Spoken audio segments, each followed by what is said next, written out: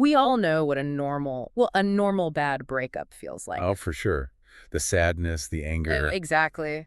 And, the eventual moving on. But what happens when the person you've been building a life with isn't actually dating you? Wait, what do you mean?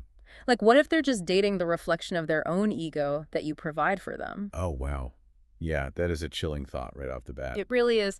Today, we're bypassing all the endless internet buzzwords you see on social media to dissect the clinical anatomy of a relationship designed from day one to fundamentally deconstruct you. That framing is essential, honestly, because society has completely watered down the clinical reality of this dynamic. They really have. I mean, if someone posts too many gym selfies or, acts a little selfishly in a disagreement, we casually label them a narcissist. Right, it's just thrown around everywhere. Exactly. But clinical pathological narcissism isn't about vanity. It is a rigid, deeply ingrained character structure. It's a psychiatric condition defined by a profound lack of internal stability. And that lack of internal stability is exactly what drives the destruction in these relationships. Welcome to today's deep dive. Thrilled to be here for this one. We are looking at a really comprehensive clinical document today titled The Narcissistic Relationship Guide. Our mission here is to map the actual clinical anatomy of a narcissistic relationship. Right. Because we need to know how it operates. Exactly. How does it hijack your neurology at the start? How does it systematically break a partner down? And crucially, if you're listening to this and recognizing these patterns, what are the concrete clinical strategies you can use to escape and heal? Okay, let's unpack this. Let's do it. So to understand the damage inflicted on the victim, we really have to look at the diagnostic criteria driving the abuser first. A clinical profile. Right. The DSM-5, which is the Diagnostic Manual for Psychology, it clusters narcissistic personality disorder, or NPD, around three core pillars: grandiosity, a profound lack of empathy, and a severe sense of entitlement. And I want to highlight something from the source there, because it makes a fascinating distinction. It's not just high self-confidence. No, not at all. Because high self-regard is actually necessary for survival, right? Like, healthy narcissism allows you to set boundaries or ask for a raise. Yes, or leave a bad situation. Healthy narcissism maintains self-respect. Exactly. But the pathology emerges when that high self-regard cannot be sustained internally. It essentially becomes a parasite. That's a great way to put it. Pathological narcissism requires the continuous exploitation and eventual devaluation of other human beings just to keep the narcissist's own psychological structure from collapsing. Just keep themselves propped up. Exactly. And what's fascinating here is that when we look at the three main types of narcissism in the clinical literature, grandiose, malignant, and vulnerable, the internal void is actually identical across all of them. Even though they act totally differently. Right. The grandiose type masks that void with overt arrogance and dominance. The malignant type crosses into antisocial territory, utilizing active sadism and paranoia. Scary stuff. Very. But it's the third type, the vulnerable or covert narcissist, that often inflicts the most insidious relational trauma because they fly completely under the radar. Okay, let's dig into that vulnerable type, because the literature describes them as appearing hypersensitive or shy or even chronically victimized. Yes, the professional victim. Right. It's like a wolf in sheep's clothing. How does someone who plays the victim actually control a relationship? They operate on this narrative of like, I am uniquely brilliant, but the cruel world refuses to recognize it. Yeah, exactly. They aren't the loud, roaring lion in the room. They seem much more like a psychological black hole. A black hole. Yeah, they don't explode with grandiosity. They collapse inward. But their gravity is so immense, they still suck the emotional life out of everyone around them. Wow, that's a highly accurate way to visualize it. And the physics of that black hole operate on passive aggression rather than overt intimidation. Instead of screaming to assert dominance, they use silent punishment, weaponized incompetence, installed guilt. So the partner just ends up walking on eggshells. Always. Constantly adjusting their own behavior to manage the narcissist's fragile moods. The grandiosity is still there, but it's inverted. They demand center stage through their suffering. Which brings up, honestly, the most glaring contradiction in all of this. If someone operates like an emotional black hole, why does anyone get close to them in the first place? That's the million-dollar question. Right. I mean, nobody consciously signs up to be psychologically dismantled. If someone gave you the silent treatment on a first date, you'd just walk out. You'd run the other way. So there has to be a trap.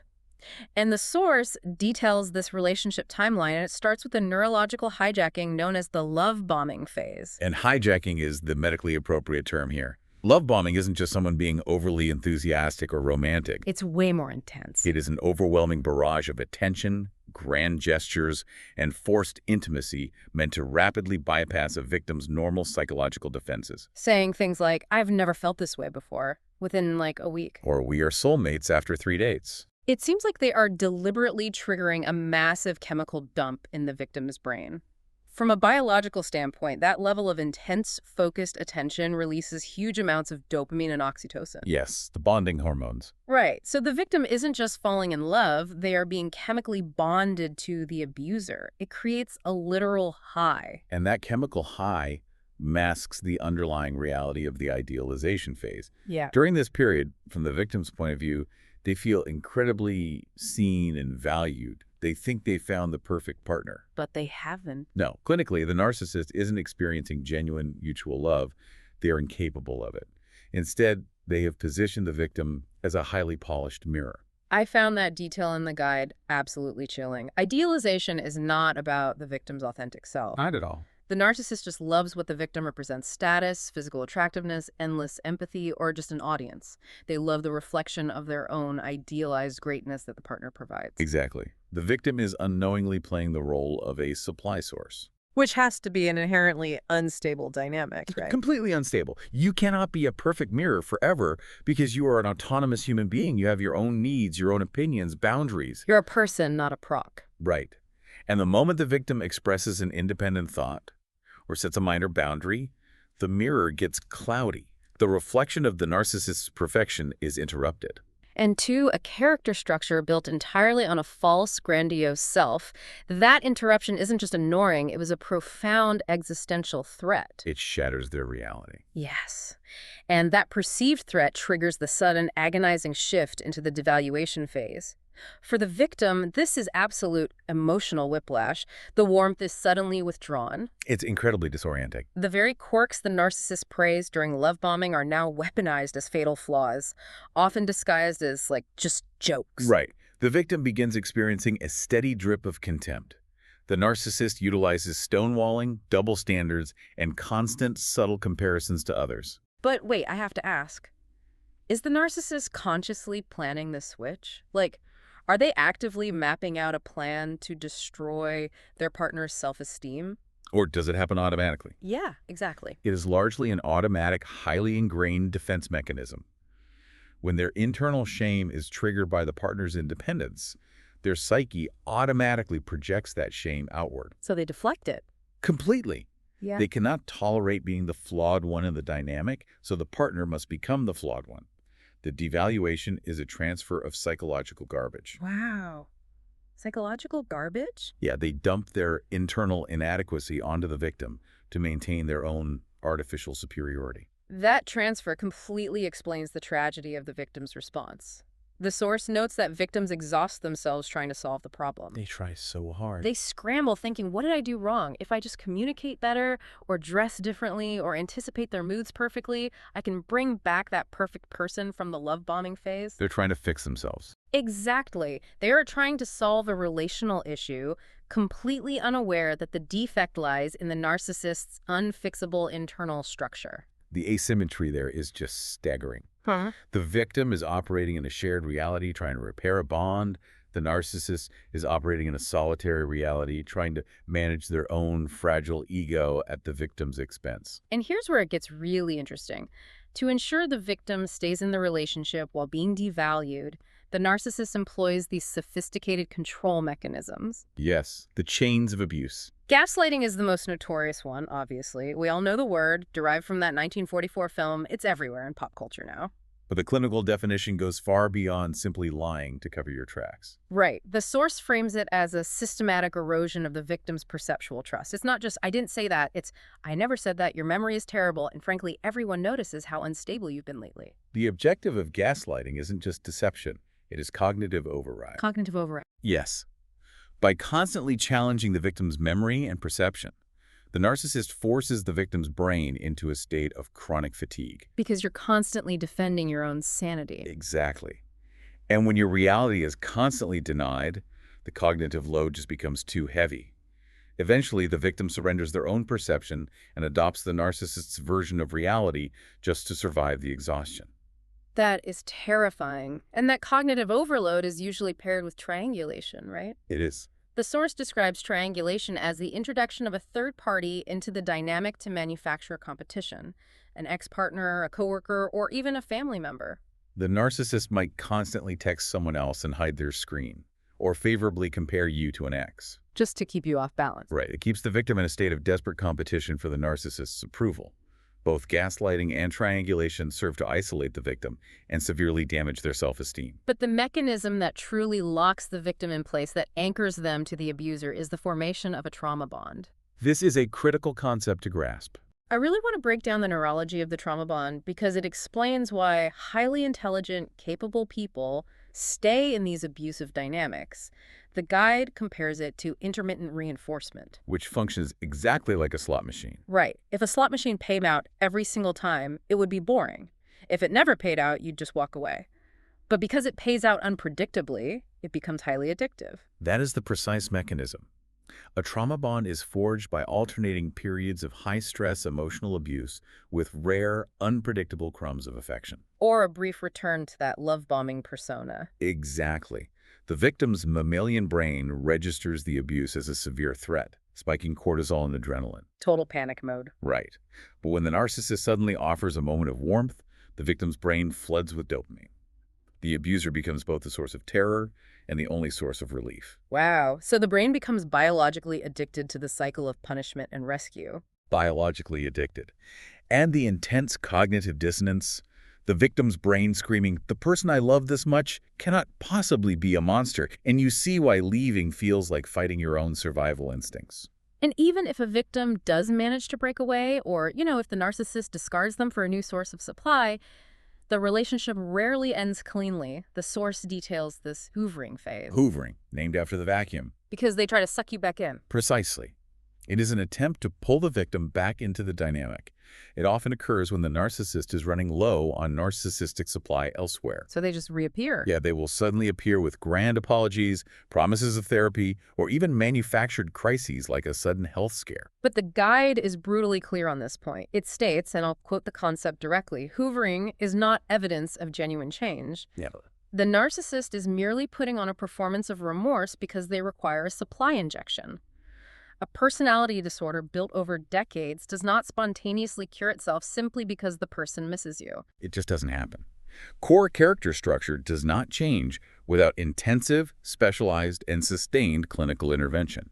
And if we connect this to the bigger picture, the cyclical nature of this abuse, idealization, devaluation, discard, and hoovering, it leaves a devastating physiological and psychological footprint on the victim. The clinical literature increasingly points to complex PTSD, or CPTSD, as the outcome of long-term narcissistic abuse. CPTSD is a profound concept. Unlike acute PTSD, which might stem from a single traumatic event like a car crash, CPTSD develops from chronic, inescapable trauma. Where the victim's core sense of self is systematically dismantled. Yeah.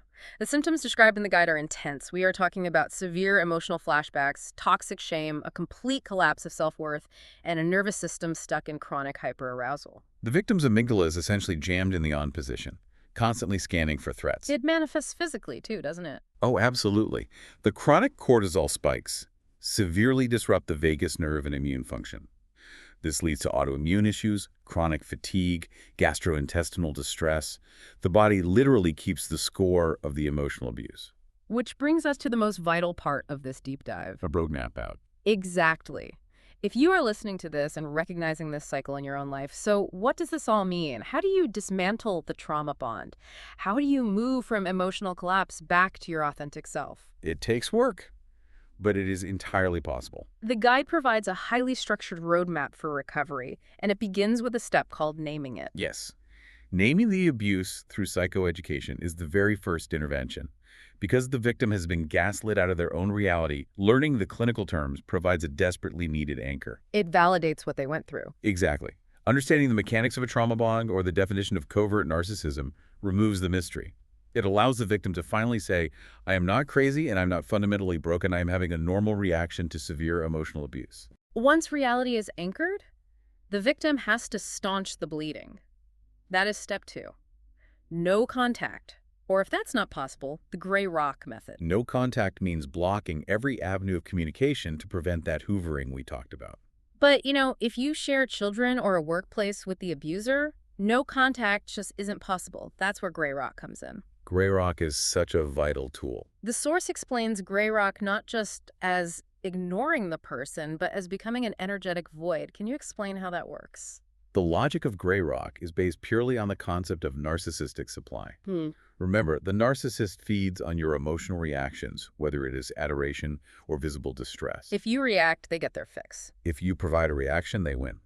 So gray rock is the active practice of making yourself as uninteresting and unresponsive as a literal gray stone in the mud. I love that visual. It's highly effective. You offer bland, boring, monotonous, neutral responses. You do not defend yourself, you do not explain yourself, and you do not show pain. You starve them of the emotional supply they are trying to extract. It's an incredible tactical shield for daily survival. Just pure defense.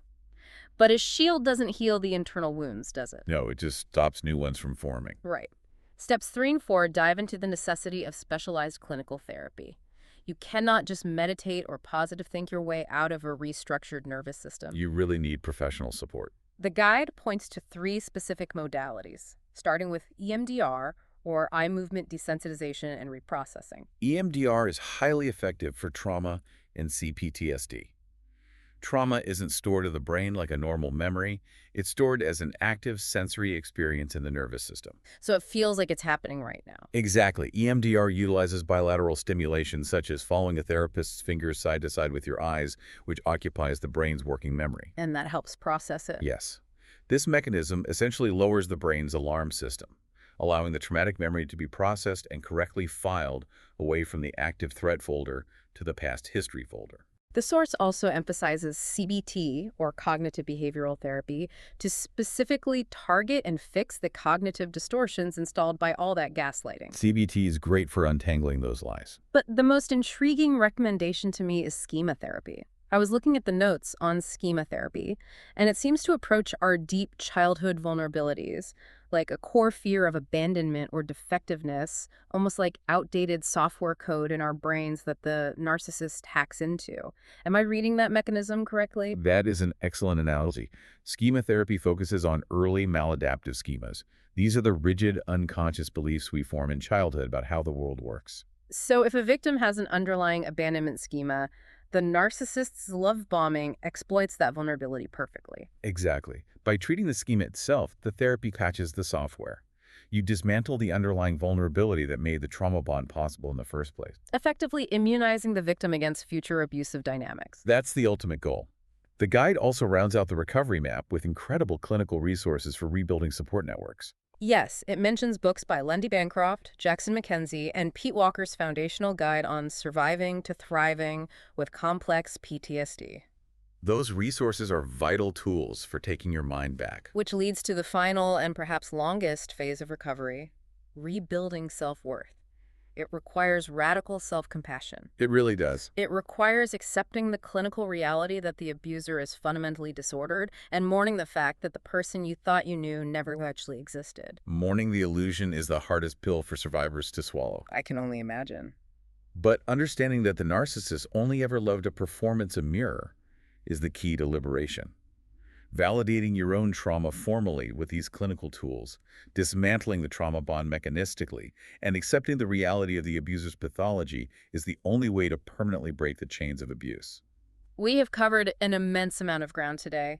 We bypassed the casual cultural buzzwords to expose the stark clinical reality of narcissistic personality disorder. We really went deep. We mapped the devastating emotional shifts of love bombing and devaluation from the victim's point of view, the psychological warfare of gaslighting, and the physiological toll of the trauma bond. And most importantly, we laid out the concrete clinical strategies for escape. Exactly. Anchoring your reality by naming the abuse, starving the dynamic through the gray rock method, and utilizing professional support like EMDR and schema therapy to rewire your nervous system for peace. It is a dense, heavy reality to confront. But understanding the exact mechanics of this abuse is a survivor's greatest weapon. You strip the narcissist of their perceived omnipotence the moment you can see the rusty, desperate machinery operating behind the curtain. Absolutely. The curtain falls when you understand the mechanics. And as we wrap up this deep dive, I want to leave you, the listener, with one final thought drawn from the source material to really mull over on your own. That's a powerful one. We talk extensively about how during the initial love bombing and idealization phases, the narcissist was incapable of genuine connection. They were merely using you as a mirror to secure their own psychological supply. Right, they only ever engage with your performance self. It's a painful realization, but if you invert that reality, consider what it actually means. If the narcissist was just an empty vessel acting as a highly polished mirror to secure their supply, then the incredible, beautiful, breathtaking traits you fell in love with during that early phase weren't actually theirs. They were completely devoid of them. They were simply reflecting your own best qualities back at you. Doesn't that mean the capacity for that immense love, that endless empathy, and that brilliant light you've been mourning the loss of was actually inside you all along? Wow. Thank you for joining us on this deep dive today. Take care of yourselves, trust your reality, and stay curious.